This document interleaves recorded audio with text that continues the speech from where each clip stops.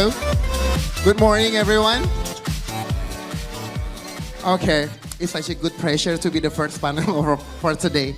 And I'll be moderating the Mastering Product Validations and Market Research in Game Development for today. And yeah, of course, I cannot do it by my own, so I will invite my friends. The first one is David Martinez from Raw Fury. Can you guys give him an applause?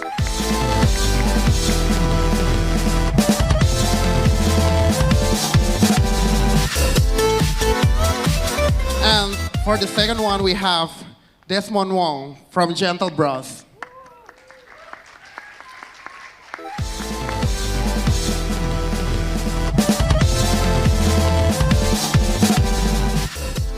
And last but not least, we have Wulf from Fellow Travelers.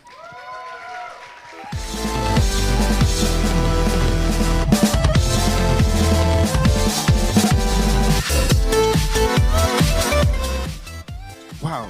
Are you guys mic sound? Test. Okay. We're good. We're good. That's good. So yeah, so today we are gonna talking about the mastering product validations and market research as well. It's such an honor for me to be moderating this panel because you guys are very amazing with what are you doing for the game development as well. So I will start with the first questions. Most games starts with the concept. When creating a concept, how do you think a developer should balance between making something unique but also considering the market demand? I think that's like the age-old question, right? Right. It's like this incredible balancing act. Oh, I want to make this. Warming up. I want to make the game for myself, but it's a business, and I want to make money doing it. Yes. Where do you begin? I mean, I feel like if you're just getting started, like making a bunch of prototypes is probably the way to go, just to get a feeler for how you might progress in game development. But it's also a great way to kind of figure out which one of your ideas could be the one to go with. So I'll give an example. We published a game called Dome Keeper last year, and it's this really fun, easy to understand, but game. It's like a strategy game kind of, but with a lot of depth underneath. And if you played that game, I swear that was not a pun. But before they started working on that game full time, they had worked on a bunch of game jams previously and put a ton of their games onto itch.io and started building like a really small following on there, which grew eventually. And when they put the game jam version of Dome Keeper up, they noticed that the uptick for it was way bigger than anything they had ever released before. Right. So, they had a bunch of cool ideas. They found the one that grabbed people's attention and then said, this is the one we're going to focus on here. In the sense, that was like their market validation. There's an audience here that wants to see more of this. Okay, it practically seems like what I did as well. What about you, Desmond? Yeah, so I guess we can only really speak from experience, right? So for Cat Quest, which is the game that we've made, we actually always start with an idea that we want to make, right? So because if we don't feel passionate about the idea, right, it's very hard to make a good game. But at the same time, why we chose cats, right, was because like the internet loves cats, right? So we wanted to kind of like start on the right foot, right? We want to start with a game that a lot of people are really going to love right off the bat, right? So that's kind of how we approach things, right? We want to always balance. We first start off with an idea or mechanic that we personally as a team would love to make, and then we see how we can kind of like shift that game into something that the market would love as well, right? Because in the end, we're all gamers, right? So we kind of also know what kind of games we would like to play. Yeah, that's kind of how we did it. One approach that I've seen with developers that I quite appreciate and like is for them to not try to immediately reinvent the wheel. Like if it's your first title that you're putting out there, you might have a lot of really interesting new ideas for a particular genre, or even generally speaking for the type of game that you're trying to make.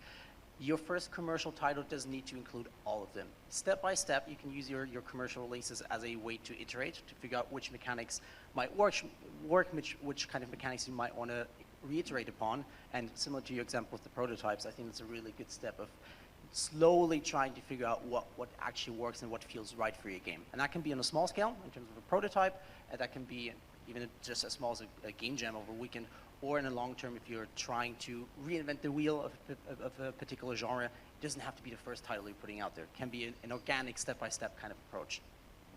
Right. So next questions maybe like other developers also have a thought in their mind like when should the game developer start to validating the product itself? Maybe I can start with Desmond first. Oh, yeah. So for us, we basically, at least for the very first Cat Quest that we made, right, we always tried to validate as early as we could, right? So as early as you could. yeah, as early as could, like from the very first concept, you know, because you can share it with friends, you can share it with family, with like publishers, you know, close publishers. We posted on Twitter, we posted on Facebook and social media to see what people thought, right? So initially, the very first Cat Quest was not even an RPG, right? It was actually a dancing game. Yeah, so Cat Quest started off as a dancing game. Obviously, I think a lot of people didn't really think it looked that good, right? Validation, right? So we basically prototyped a bunch of ideas. After that, we eventually got to kind of a working prototype, and we did those, you know, kind of like meeting sessions with publishers, those really fast meetings, right, where you shift from table to table. We got lots of great feedback from publishers, and yeah, so people didn't really like it back then too, all right? So we changed it again, and eventually, you know, we came up with the final Cat Quest formula, right? So yeah, my answer to it is basically try to validate as early as possible, and at every stage of the process if you can, right? Don't be afraid to share your ideas with people, no matter how early it is. That's what we believe. Yeah. Right. And I'm really wondering from the publisher perspective, when is your validate? No, go ahead. I very much agree. I think as early as possible overall, especially if you have a concept that you, well, no matter how much you believe in your concept, you want to get external feedback. That doesn't mean you have to spend a lot of money and go to GDC or Gamescom or trying to join any of like the major trade shows. I'd actually probably recommend against doing that. There's a lot more cost-effective ways of doing it. You also don't really have to go public in a sense of getting your game out there on social media or necessarily a Steam page live at that moment. What you might want to do is maybe focus more on local events, local opportunities, maybe online communities specifically for playtesting, and get some direct feedback there. And one thing to always keep in mind is where that feedback is coming from and sort of the player's intention. If you're going to Gamescom, for an example, one thing that I've seen for a long time is a couple of years ago, multiplayer party games at trade shows, they always work. The feedback is always positive because people are in an environment where they'll really, really enjoy that kind of game genre. That also means that consumer feedback tends to steer very positive and not always be as helpful as it might be when you're talking to other industry peers. So keep that in mind when who you're talking to and what you're talking about. I'd really like to actually touch on what Desmond talked about, because I think it's really important that if you're starting to get feedback that is not looking so positive, or maybe about the genre of the game or some of the mechanics that you have inside of a prototype or something that you're showing to anyone that's not on your dev team, basically, or not your friends or whatnot. Being able to like take that feedback and actively pivot on it, like, is so crucial, I think, to getting a game become like a higher chance of success. So in your example, right, you're talking about like, oh, it was originally a dancing game. Are we going to see a dancing game at some point? I mean, the reason is I don't have any musical bone in my body at all, right? So it's like, it's really hard for me, but, you know, if we could work with someone, you know, that's, you know. We'll talk later. All right. So, no, but, you know, so you come up with this concept, right? And this is the game you want to make, but then you're learning very quickly, like, oh, maybe this isn't the game people want. I think a mistake that a fair amount of development teams make is that they will just continue on the path they wanted to anyways, and then the game comes out and no one, you know, cares about it as much, and then they start thinking, oh, I wonder why that happened. But, you know, if you're receiving this kind of feedback early, like, really try not to take it personal. Oftentimes it comes as very constructive, and act on it. Like, we had a game that we published called Star Renegades, and the original version of that game was very different than the one that came out. And the first time we saw it was like at a GDC, and our CEO saw it, and he was basically like this is garbage. Like, he didn't say that right to the developer, but he was more constructive about it. But he was like, this isn't a good game. And that team heard that several times during the convention from other publishers out there and other investors. So they went back to the drawing board, and they like redesigned and retooled the entire game. When we saw it the second time, we were a little confused because the project name was still the same, Star Renegades. It's a cool name. I mean, you can't get rid of that one, I guess. But the game was completely different in a lot of ways, and all of a sudden it just went from no one cares about it to several people are talking about it now. So I just want to point that out. I think that was a very smart move. Right. So technically, what channels that you guys mostly use or can recommend to like validating your market? Are you gonna use like the social media? Because sometimes that if we, I'm talking from my perspective, if we ask like our friends or family to try out like our concept and stuff, sometimes they get very, very supportive and just say like, oh, this is very cool and it's good. But as a developer, sometimes that we don't need that. We need to be criticized like what things that we should improve. So from you guys' perspective, what channel that will do the best to validating your market as well? Maybe Chris? Tricky to say for the market. I think overall the type of relationship that I'd like to have people, or the type of person I'd like to get feedback from are more on the harsher end. That's the kind of like really direct feedback that I'm searching for. Everyone knows those people in their circles, in their dev community that just like speak their mind without maybe filtering, and that can be sometimes really helpful, especially when it comes to iterating upon design mechanics. Market analysis, I think, is a topic we'll dive into a little bit later as well, so I'll leave that for then.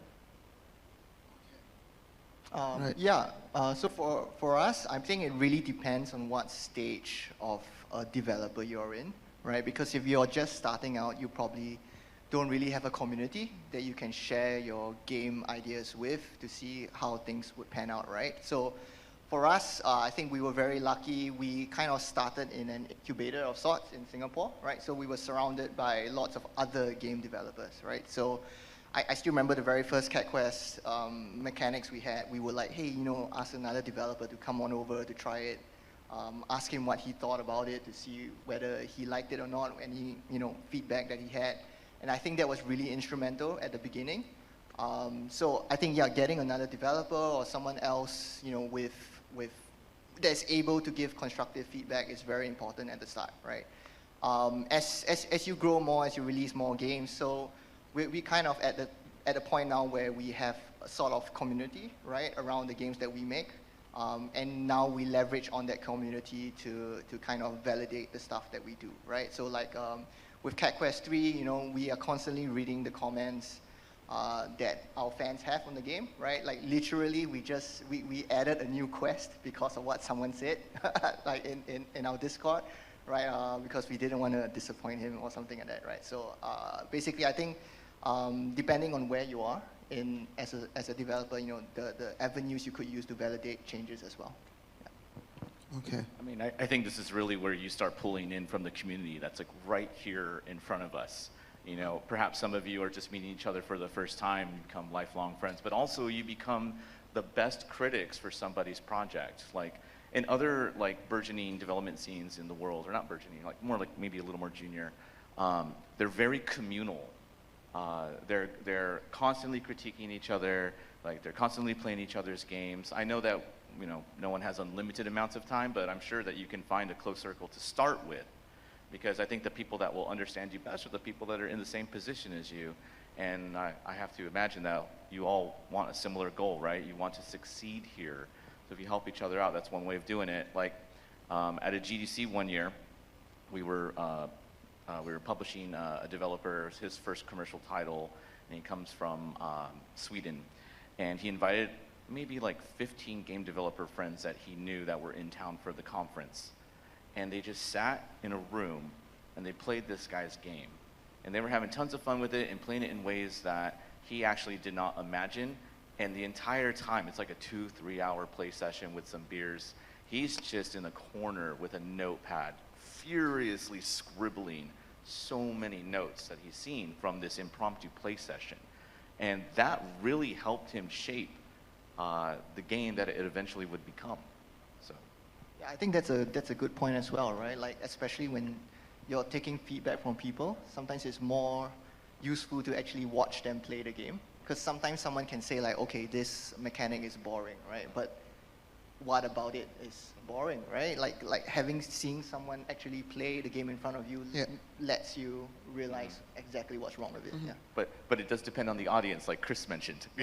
Yeah, it's true. Yeah. Like, you know, that's why I'm saying maybe in this crowd would be great. Don't take your multiplayer game to a convention because everyone's gonna think it's great. But don't listen to that feedback. Listen to the feedback from the people here that are in the same boat as you. And make sure that no matter how much playtesting you do within a certain community, go out into different communities, get some new feedback and some new perspectives. That'll never get old, and you'll always rediscover some new things that you may have not heard about your game before. Yeah, and you cannot listen them all. I mean, like sometimes you have to listen to your heart as well, right? Yeah. And I have a very specific question for Desmond. Besides the intriguing numbers, what motivates you to complete the cat quest 3 times?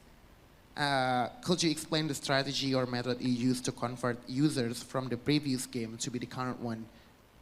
Okay, so when we started the Cat Quest series of games, we initially had the idea to make 9 Cat Quest games because cats have 9 lives, right? Oh, okay, got it, so, got it. So we kind of have like a whole storyline set out already for the Cat Quest games. So we're just kind of like following that roadmap that we always had, right? So, I mean, not all Cat Quest games are going to be kind of like mainline games, right? Some of them can be spin-offs and like, you know, allow us to explore different mechanics that we've always wanted to do, right? Dancing? Yeah, sorry? Dancing? Yeah, maybe one day, right, with David or something. Whoa. No, just kidding. But yeah, so your second question was more like how do we...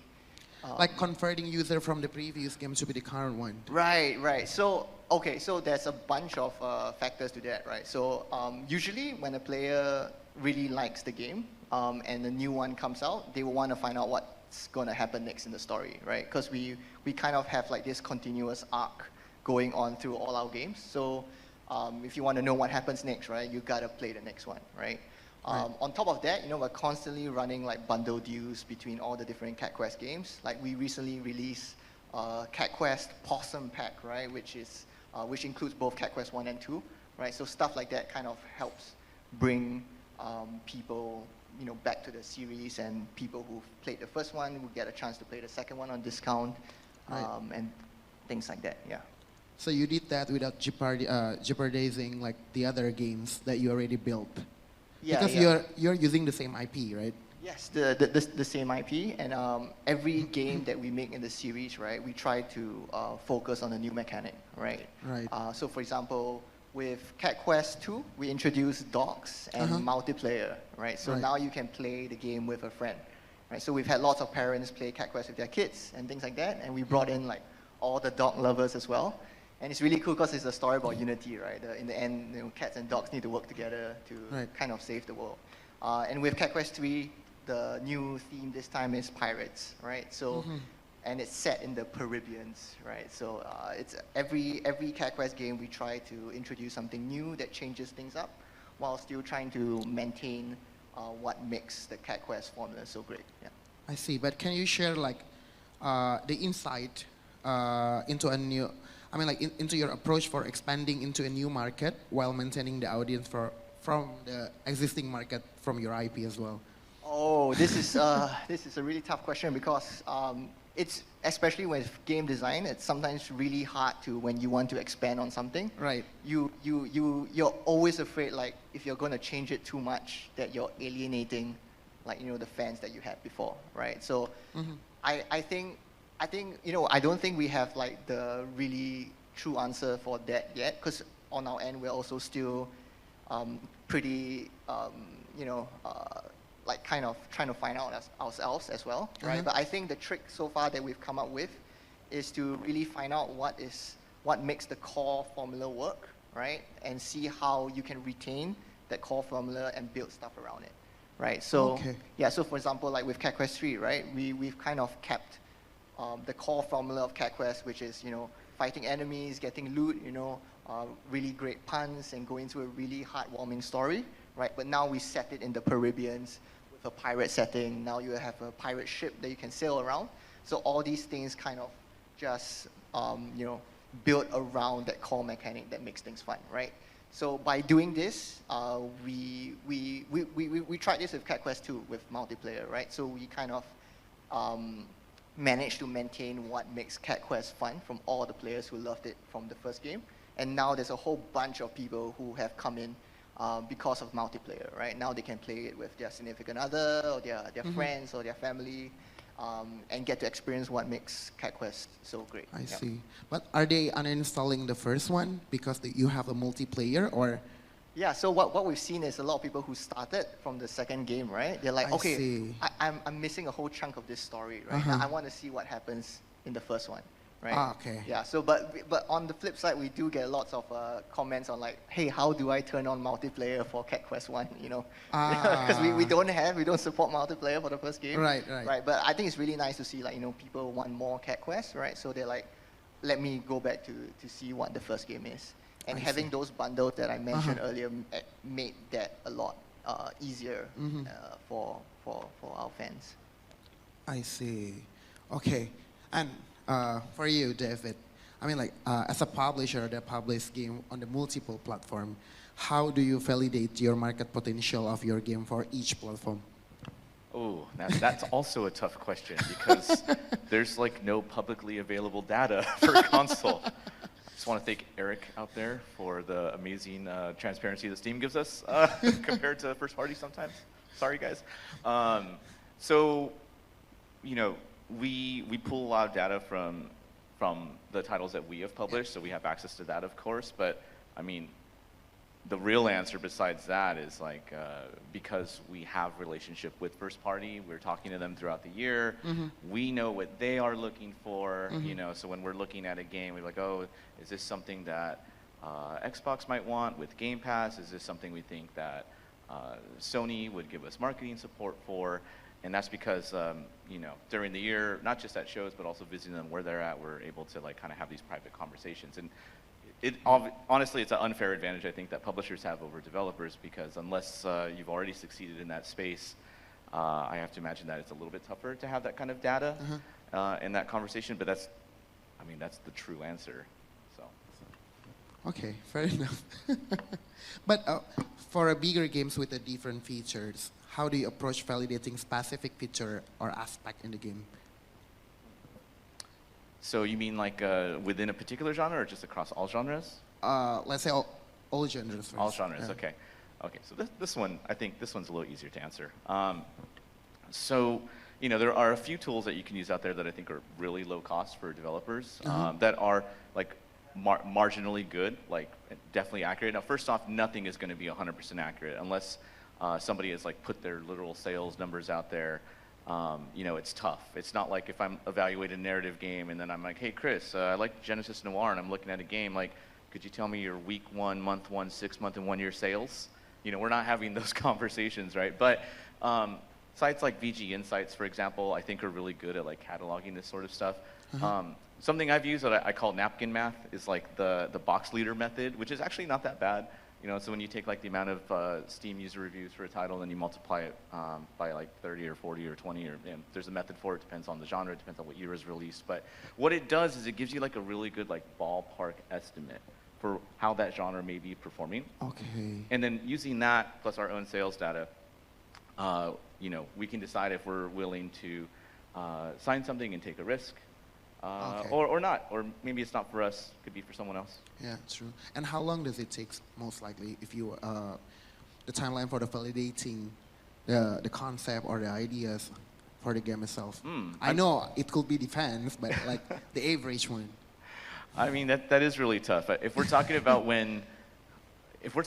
how we're evaluating a title for publishing, we're starting to get into advanced talks and stuff, then that could be like a week-long process. Okay. We're taking our time. We're really digging in deep. But I think if you're a developer that is trying to figure out if this is a game that you should be making in the first place, that's something that you're doing all the time. right? It is. Yeah. It is. Also, the nice thing is that the distinct advantage the developer has is that if they're working in a very particular genre, then that's all they're paying attention to. Excuse me. That's all they really have to pay attention to for the most part. Which means that they can become real experts in that genre. Where publishers, unless you have a niche, we're one of those that don't, so it's a little more difficult for us. Like, we're kind of looking across the board all the time. Okay. Right. And for Chris, I know that Velo Traveler focuses on the narrative games. And do you prioritize validating a game's plot and storytelling during the development process? Or do you keep it balanced with the technical and the gameplay aspect as well? So I think when you're publishing narrative games, and there's a couple of parties out there that focus sort of on that part of the market, really important to keep the story in mind. Yeah, absolutely. It's always a balance. Like, mechanics will be important. Some of our titles have been more mechanics heavy, some less so, particularly in like the visual novel genre. But overall, yeah, when considering what kind of games work for us, the story will be essential. If you come to Fellow Traveler with a pitch that's purely the core gameplay loop, but without any real insights on how the narrative will play out, really hard for us to judge if it's a title that will fit within our genre or within our particular kind of type of title that we publish. Right, and we've seen right now that a rise in the narrative games, right? Do you agree with that? Somewhat. Go on. In the recent years. Yeah. Right? Mm-hmm. And what do you think that the factor behind this, and how can a developer leverage the rising market? So I'd say definitely a rise of narrative games that are getting a lot more visibility these days, like core narrative-centric titles. I think overall, like in terms of games being published, like we're seeing more games than ever being published. That also means more narrative games than ever, or very narrative-focused. Most games have narrative components altogether. We're seeing a lot more visibility around those titles these days, which I think is a consequence of the monetization model not changing, but sort of now having plateaued out. A couple of years ago, games as a service, or like the kind of recurring revenue streams, were starting to get really important. That pushed single narrative stories a little bit aside, because you don't really remonetize those. You sell them once, the player plays them, they finish them, and maybe they go back a couple years later. Now that the market has shifted a lot and we're seeing a lot of recurring revenue, the narrative space itself, like there's a lot of players that are looking for maybe condensed story, for a storyline that might be 3 to 4 hours long, and that they can discover throughout an evening, rather than a 100-hour time sink kind of title, which I play myself. Like I'm guilty as well of really enjoying that. But yeah, with that sort of change of play behavior and interest, and especially support from platforms, I must say, like we're I think overall seeing more visibility on those titles than maybe a couple of years ago. Platforms are getting really good at keeping that in mind when putting titles into Game Pass, into Apple Arcade, on balancing kind of the experiences. So you have a little bit of everything there. I see. And how are you validating the story without, give the spoilers to the market as well? I'd say like we've already signed the title at that point, so we're not really trying to validate the narrative itself in a public environment. There might be behind the scenes playtests, there might be we're working with consultants or other experts in the narrative field that we bring on board, but it's not necessarily going to be something that we validate in public. So ideally, like, if you want to do like a playtest, you just do like the short version for the demo, like the epilogue. Like the prologue. Yeah, for example, we do participate a lot in Steam Next festivals and demo festivals on other platforms. Those have been great. We do some closed playtesting, either via Steam's playtest feature, which we should try out. I know a couple of developers here have been working with that, and it's been quite useful. Or like really closed off, demos essentially, where we just generate some Steam keys or get a build out to some playtesters that we hand select. I see. So, for all of you guys, can you share like example about a game that changed and improved by making good use of the validation process?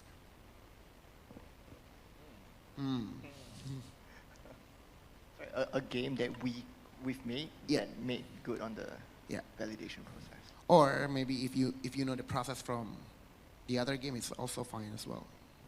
I mean, I sort of gave my example way earlier. Yeah, that would be good. Should have saved it. I mean, I think collecting that feedback from developers is really important pretty early on. And we saw that in work working. I'll give an anecdote, but it's not mine, so I can't say the name of the game. But Right. but I heard this one recently. So there was a very breakout hit last year that came out, and the original concept of or the original character for this game was like kind of like this ugly witch character. Okay. And the team started thinking about like, this isn't going to be really marketable. It's not going to look so great in the key art. It's, you know, we're not going to be able to get like cool trailers or screenshots or whatever. What could we do? How could we change this character?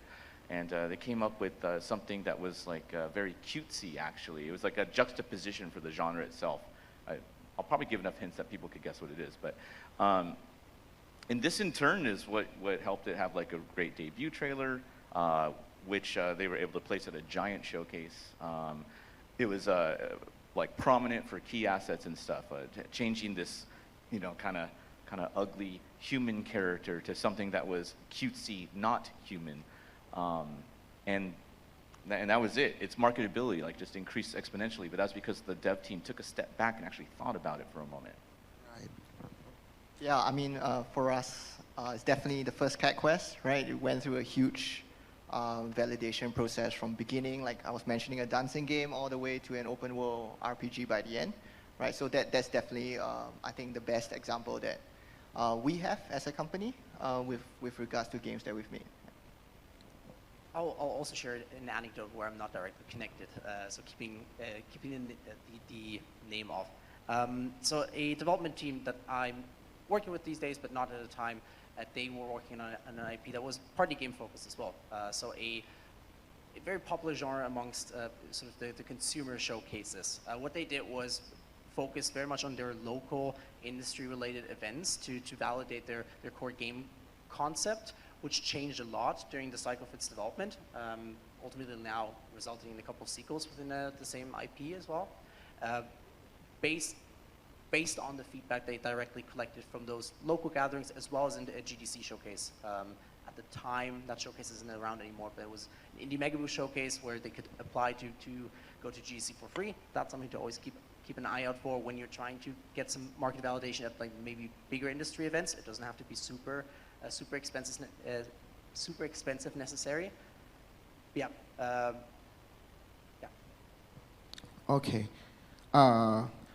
I really wonder like about the developers and the publisher perspective, like when we as a developer or a publisher as well to stop doing the market validations and think that we should scrap the idea or like stop continuing to developing the products. I mean, like we should admit that the game's age is already sunset anymore.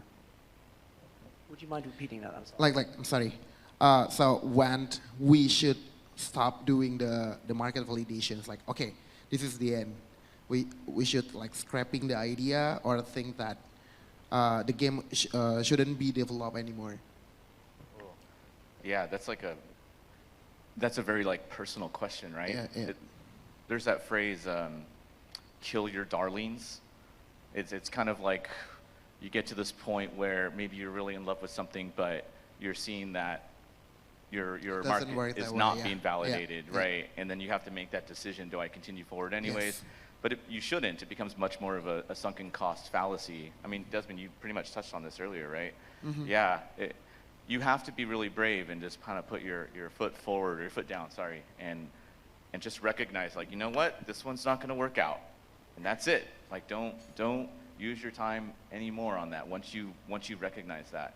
You know, the amount of time that you give yourself to collect this feedback, I mean, again, that's very personal preference.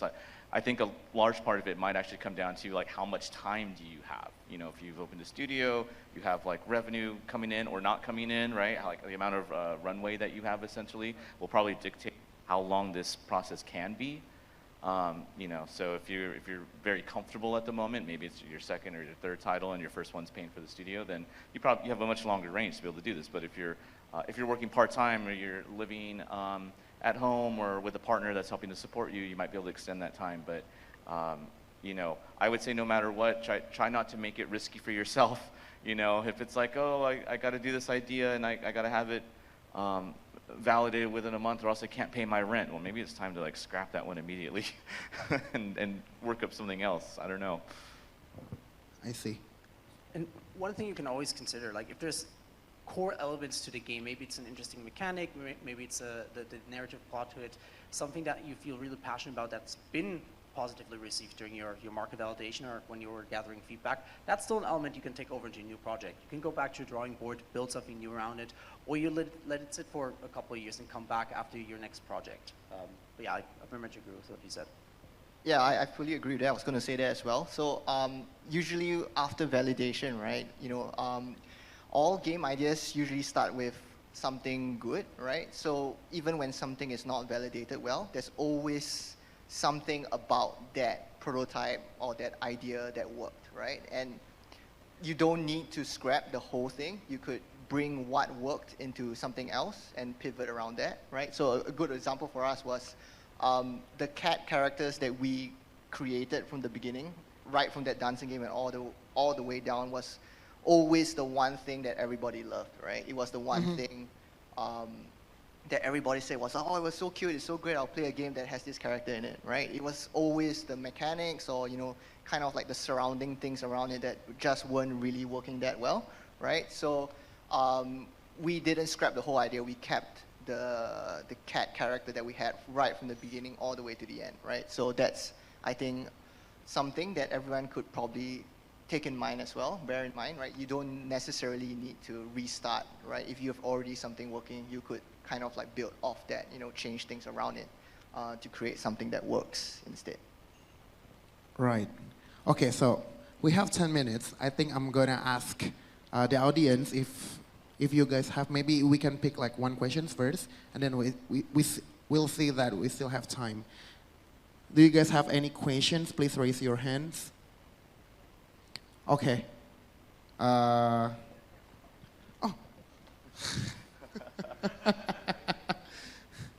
Thank you. Okay. Good morning, everyone. Allow me to introduce myself first. I'm Fania from Los Apes, and I want to ask something.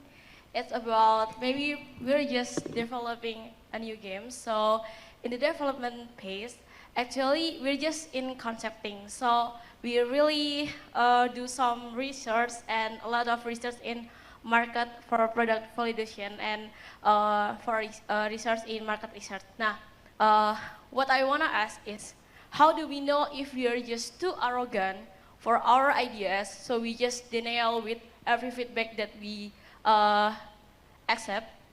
Or how do we know if we are just not confident about our ideas, so sometimes we always accept every feedback from people, even though it's not really relevant to our ideas, so it just interrupt our concepting pace.